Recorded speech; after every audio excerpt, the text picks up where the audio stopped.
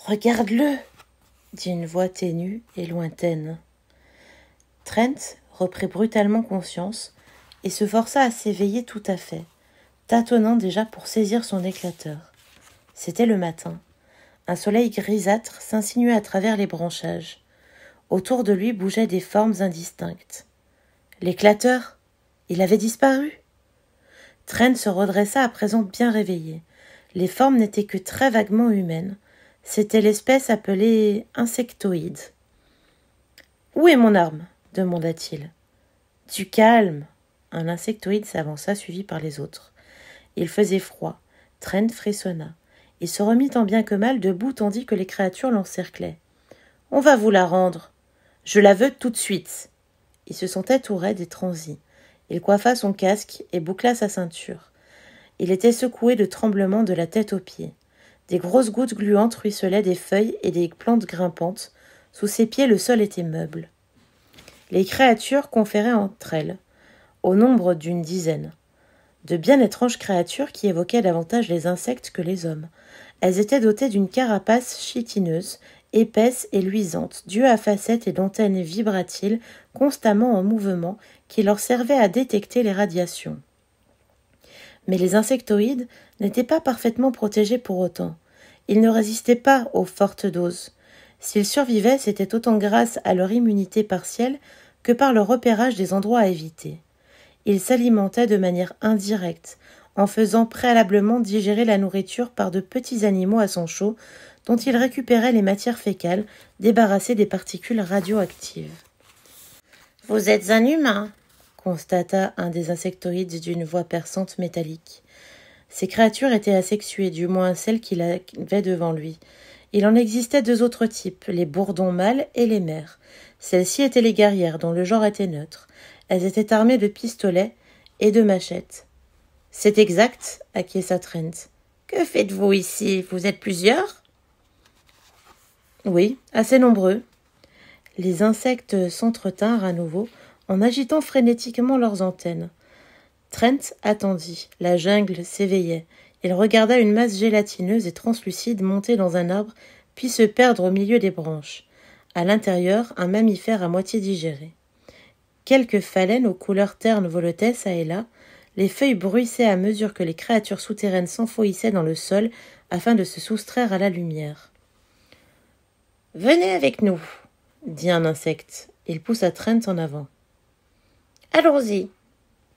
Trent les rejoignit à contre-cœur et ils empruntèrent un étroit sentier, récemment taillé à la hache, mais où la nature reprenait déjà ses droits, en étendant partout ses épais tentacules végétaux. « Où allons-nous » demanda Trent. « À la fourmilière. »« Pourquoi ça ? Vous verrez bien. » En regardant marcher à grands pas ces insectoïdes brillants, Trent eut peine à croire qu'ils avaient jadis été humains, du moins leurs ancêtres. Pourtant, malgré leur physiologie considérablement altérée, mentalement ils n'étaient pas très différents de lui. Leur mode de vie tribal se rapprochait des types de sociétés humaines tels que le communisme ou le fascisme. « Puis-je vous poser une question » dit Trent. « Laquelle ? Est-ce que je suis votre premier humain ? Il n'y en a plus ici ? Non. Avez-vous entendu parler de colonies humaines ou que ce soit ? Pourquoi ? Simple curiosité, dit Trent d'une voix sèche. Vous êtes le seul. L'insectoïde en question avait l'air satisfait. On aura une prime pour votre capture. Une récompense officielle est prévue. Personne n'a jamais pu la toucher. Ici aussi, on avait besoin d'un humain. Un humain pouvait apporter une gnosis précieuse des bribes de tradition que les mutants voulaient incorporer à leur structure sociale branlante. Leur société était encore instable. Il leur fallait un contact avec le passé. Un être humain, c'était un chaman, un sage susceptible d'enseigner, d'instruire, d'apprendre aux mutants ce qu'avait été la vie autrefois, comment leurs ancêtres avaient vécu, agi, à quoi ils ressemblaient. C'était donc un bien précieux pour une tribu, surtout s'il n'existait aucun autre humain dans la région. Trent jura violemment. « Aucun ?» Il n'y avait donc plus personne. Il fallait bien qu'il y ait d'autres humains tout de même, quelque part. Sinon au nord, alors peut-être à l'est, en Europe, en Asie, en Australie, dans une quelconque contrée du globe. des humains qui possédaient des outils, des machines, du matériel. La mine ne pouvait pas être la seule colonie humaine, la dernière manifestation de l'homme originel. Une curiosité hautement appréciée dont l'existence serait fatalement compromise le jour où les compresseurs rendraient l'âme et où les bacs à nourriture seraient épuisés. Si Trent ne trouvait pas très vite ce qu'il cherchait... Tout à coup, les insectoïdes firent halte. Le sang s'en éveille. Les mouvements de leurs antennes exprimaient la suspicion. « Que se passe-t-il » demanda Trent. « Rien. » Ils se remirent en route. Pendant un moment, on aurait dit que... Un éclair. Les insectoïdes en tête de file se volatilisèrent. Une vague lumineuse passa en rugissant au-dessus des autres. Trent s'étala et se débattit contre les plantes rampantes et les herbes gluantes de sève. Autour de lui, les insectoïdes luttaient farouchement contre de petites créatures velues qu'ils prenaient à bras le corps en se contorsionnant mais qui ripostaient rapidement et efficacement au moyen d'armes de poing. Lorsqu'elles étaient suffisamment près, elles leur expédiaient des ruades meurtrières avec leurs grandes pattes arrière. Des coureurs. Les insectoïdes étaient en train de perdre. Ils battaient en retraite et s'éparpillaient dans la nature. Les coureurs les poursuivirent en bondissant comme des kangourous. Le dernier insectoïde prit la fuite et le bruit cessa. « Stop !» ordonna un sauteur en reprenant son souffle et en se redressant. « Où est l'humain ?»« Ici !» dit Trent en se remettant lentement debout. Les coureurs l'aidèrent à se relever. Ils étaient petits, pas plus d'1,20 m, gras et ronds, avec un épais pelage. Ils levaient vers lui de petits visages bon enfant à l'expression inquiète. Ils avaient des yeux de fouine, des narines frémissantes et des grandes pattes de kangourou. « Ça va ?» questionna l'un d'eux en lui tendant son bidon d'eau. « Ça va » répondit Trent en repoussant le bidon. « Ils ont pris mon éclateur. » Les coureurs entreprirent des recherches alentour, mais l'arme demeura introuvable. Tant pis. Trent secoua la tête avec lassitude, essayant de rassembler ses esprits. Qu'est-il arrivé, cette lumière ? Une grenade. Les coureurs s'enflèrent de fierté. Nous avons tendu au travers du sentier un fil relié à la goupille. Les insectes contrôlent la majeure partie de cette zone, renchérit un autre. Nous sommes obligés de nous battre pour la traverser. Il avait une paire de jumelles autour du cou. Les coureurs étaient armés de pistolets à projectiles et de couteaux. « Vous êtes vraiment humain ?» demanda l'un d'eux. « De la souche originelle ?» « En effet, » répondit Trent d'un ton mal assuré. Les coureurs parurent saisis de craintes respectueuses. Leurs yeux s'ouvrirent tout en grand. Ils touchèrent sa combinaison, la visière de son casque, son réservoir d'oxygène, son paquetage. « D'où venez-vous » questionna le chef de sa voix grave et ronronnante. « Nous n'avions plus vu d'humains depuis des mois. » Trent fit volte-face. « Des mois ?» fit-il d'une voix étranglée. « Mais alors... » « Pas par ici. Nous venons du Canada, près de Montréal. Il y a une colonie humaine là-bas. » Le souffle de Trent s'accéléra. « À combien de jours de marche ?»« Pour nous, 2. Mais nous avançons vite. » Le coureur regarda d'un air dubitatif les jambes de Trent engoncées dans leur étui de métal. « Pour vous, ça devrait prendre plus longtemps. » Des humains ? Une colonie humaine ? Combien sont-ils ? Est-ce un campement important ? Et leur niveau technologique ? Je m'en souviens mal. Je n'y suis allé qu'une fois, c'est souterrain, il y a des étages superposés, divisés en cellules. Nous leur avons échangé des végétaux non contaminés contre du sel, c'était il y a longtemps. Mais ça marche bien pour eux, ils ont des machines, des outils, des compresseurs, des bacs à nourriture. Le coureur se tortilla avec embarras. En fait, ils n'y sont peut-être plus. Trent se figea. La peur le transperça comme un coup de poignard. Comment ça ? Que voulez-vous dire ? Il se peut qu'ils soient partis. Partis où ? Fit Trent d'une voix blanche. Que leur est-il arrivé ? Je ne sais pas, répondit le coureur. Je ne sais pas ce qui leur est arrivé. Personne ne le sait. Il continua son chemin, en remontant le plus vite possible vers le nord. La jungle céda la place à une glaciale forêt de hautes fougères où régnait un silence absolu. Il était épuisé et il ne restait plus qu'un tube d'oxygène dans le réservoir. Ensuite, il lui faudrait ouvrir son casque. Combien de temps survivrait-il ? À la première pluie, les particules mortelles se déposeraient dans ses poumons, ou la première bourrasque venue de l'océan.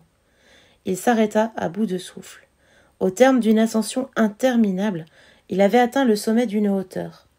Devant lui s'étendait à présent une vaste plaine boisée d'un vert si sombre qu'il en devenait presque brun.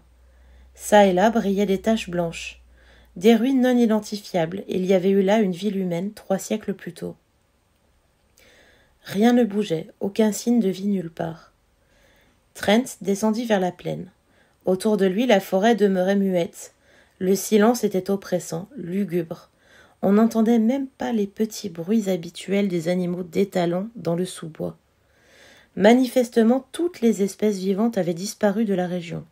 La plupart des coureurs avaient émigré vers le sud, les autres avaient probablement péri, mais les hommes. Il parvint au niveau des ruines. C'étaient les restes d'une grande ville. Les hommes avaient dû s'y réfugier dans les abris, les galeries de mines et les tunnels du métro. Plus tard, ils avaient agrandi leur gîte souterrain. Pendant 3 siècles, les hommes d'origine, avaient tenu bon sous la surface. Ils avaient revêtu des tenues protectrices pour sortir, fait pousser des aliments en bac filtré leur eau, purifié leur air avec des compresseurs anti-particules et protégé leurs yeux de l'éclat excessif du soleil. Et de tout cela, il ne restait plus rien. Il prit son transmetteur. « Allô, la mine ?» fit-il d'une voix brusque. « Ici Trent !» Le transmetteur crachota faiblement. Un long moment s'écoula avant que la réponse n'arrive. La voix de son correspondant était lointaine, presque inaudible, au milieu des parasites. « Alors, vous les avez trouvés ?»«